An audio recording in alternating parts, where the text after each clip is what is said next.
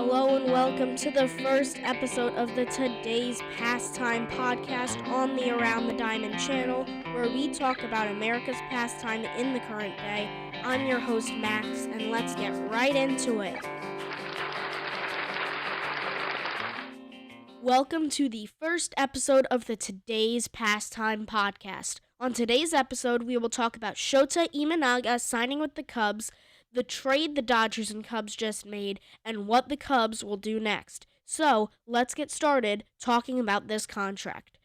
So, this Imanaga deal is for 4 years with a guaranteed $53 million, but after both the 2025 and 2026 seasons, the Cubs can extend the deal a fifth year, bringing the total to $80 million. By the way, all of this information is coming from an article on MLB.com written by Jordan Bastian. Links to both the article and his Instagram are in the description box down below. So, this is the second Japanese player the Cubs have signed in the last 3 years, as they also signed Seiya Suzuki to a 5-year contract before the 2022 season.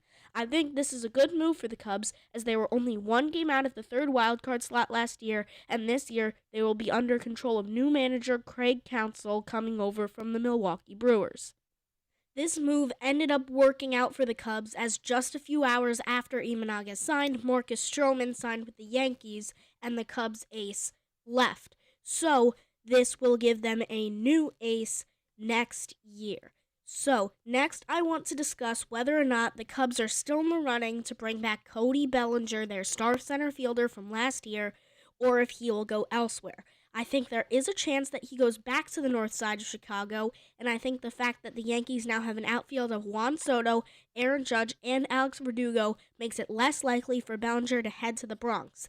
This most likely helps the Cubs' chances of getting Belly back, and I would say they are the most likely team to land him. Quickly, before we end this episode of the Today's Pastime podcast, I would like to talk about the trade the Dodgers and Cubs just made.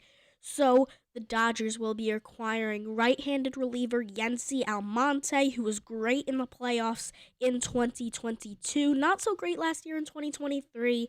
He kind of goes up and down. He has a good year, then a bad year, then a good year, then a bad year. He had a bad year last year, good year the year before.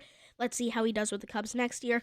And the Cubs also acquire second baseman Michael Busch, the Dodgers' number 2 prospect. There's been a lot of hype around him for many years, but the Dodgers don't really need him anymore. And so I think this is a good move, dumping him off to the Cubs, and he will fit in well there.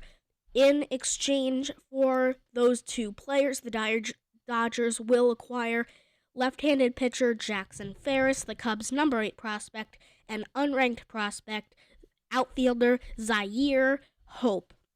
So, do I think this is a good move for both sides? I do, because the Dodgers don't have a lot of value for Michael Busch anymore.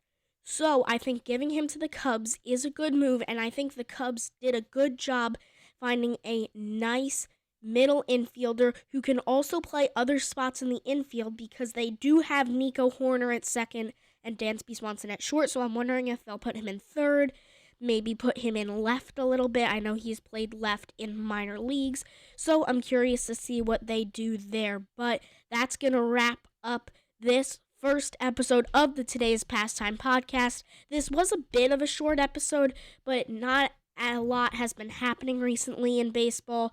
And so these short episodes are going to be fairly common until the season starts. Once the season gets up and running, I'm going to be making these a lot more often, going over what happens in the actual Major League Baseball games that will be happening during the 2024 season. So I hope you enjoyed this episode, and if you did, be sure to like this video and subscribe to my channel. I would really appreciate it.